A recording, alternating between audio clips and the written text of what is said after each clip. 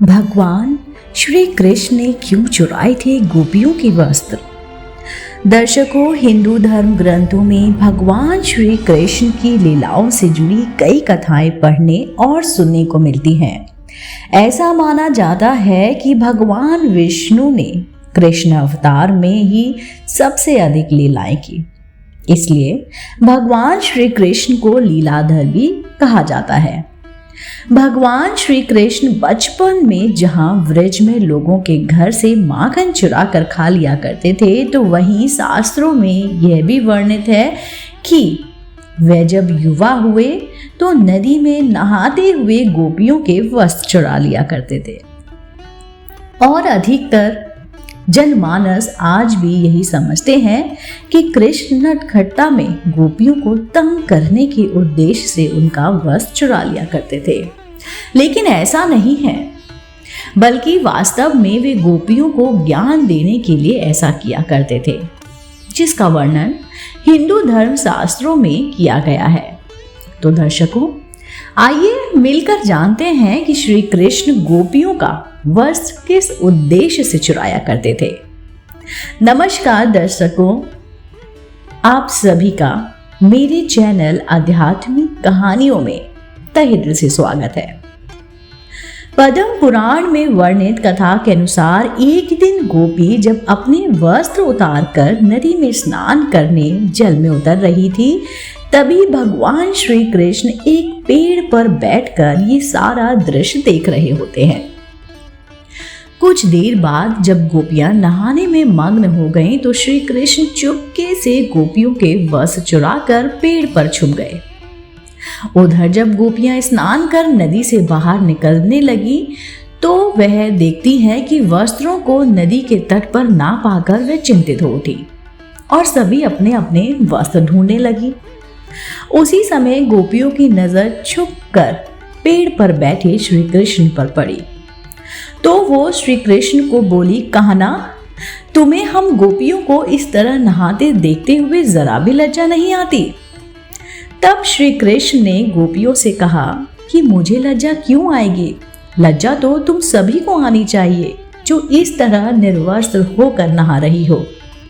फिर गोपियां उससे बोली, कहना हमसे गलती हो गई, अब ये बताओ कि तुमने हम सभी के वस्त्र चुराकर कहाँ रखे हैं।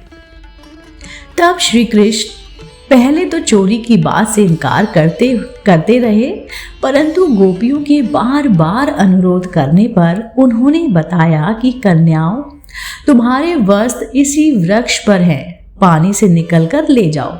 तब गोपियां निर्वस्त्र होने के कारण जल से बाहर आने में अपनी असमर्थता जताते हुए बोली, हम सभी तो निर्वस्त्र हैं, ऐसे में हम जल से बाहर कैसे आ सकते हैं। तब श्री कृष्ण ने कहा कि जब तुम लोग नदी में स्नान करने के लिए गई, तब भी तो तुम सभी निर्वस्त्र ही थी, फिर अब नदी से बाहर आने में लज्जा क्यों आ रही है। तब गोपियां बोली कि कहना जब हम सभी नदी में स्नान करने आई थी, तो उस समय यहाँ कोई नहीं था। ये बात सुनकर श्री कृष्ण कहते हैं, तुम लोगों ने ये कैसे सोच लिया कि जहाँ उस समय कोई नहीं था, क्योंकि मैं तो हर पल हर जगह मौजूद होता हूँ। और हाँ, उस समय मेरे अलावा यहाँ आसमान में उड़ते पंछियों और जमीन पर चलने वाले जीवों ने तुम्हें निर्वस्त्र देखा है।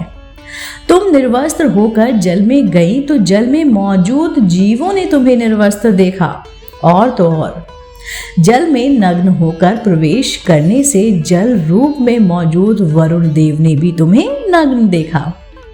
साथ ही तुम्हारे पूर्वजों ने भी तुम्हें इस अवस्था में देखा, क्योंकि पुराणों में बताया गया है कि स्नान करते समय हम सभी के पितर यानी हमारे पूर्वज हम सभी के आसपास होते हैं और वस्त्रों से गिरने वाले जल को ग्रहण करते हैं, जिससे उनकी तृप्ति मिलती है। नित वस्त्र स्नान करने से पितर अतृप्त होकर नाराज हो जाते हैं। इससे व्यक्ति का तेज, बल, धन और सुख नष्ट हो जाता है, इसलिए कभी भी निर्वस्त्र होकर स्नान नहीं करना चाहिए। इसके बाद श्री कृष्ण गोपियों को वस्त्र लौटाते हुए कहते हैं कि कन्याओं, जब तक मनुष्य शरीर शर्म रूपी इस माया के बंधन में बंधा हुआ रहता है, तब तक वह मोक्ष को प्राप्त नहीं कर सकता। लेश मात्रा की माया बुद्धि रहने से मनुष्य का वैकुंठ धाम में प्रवेश करना असंभव है। और यही समझाने के लिए मैंने तुम्हारे वस्त्र चुराए थे। दर्शकों, अब तो आप भी समझ गए होंगे कि श्री कृष्ण का यह हास परिहास गोपियों के प्रति उनके अगाध प्रेम भाव को प्रकट करता है। तो दर्शकों, उम्मीद करती हूँ कि आपको हमारी ये जानकारी पसंद आई होगी। अगर पसंद आई हो तो ज़्यादा से ज़्यादा मेरे चैनल आध्यात्मिक कहानियों को शेयर करें, साथ ही साथ अपने दोस्तों के साथ, अपने परिवार के साथ यह जानकारी शेयर ज़रूर करें। मैं आपको मिलती हूँ जल्द ही। आज की वीडियो में बस इतना ही। अब हमें इजाज़त दीजिए। आपका बहुत बहुत शुक्रिया।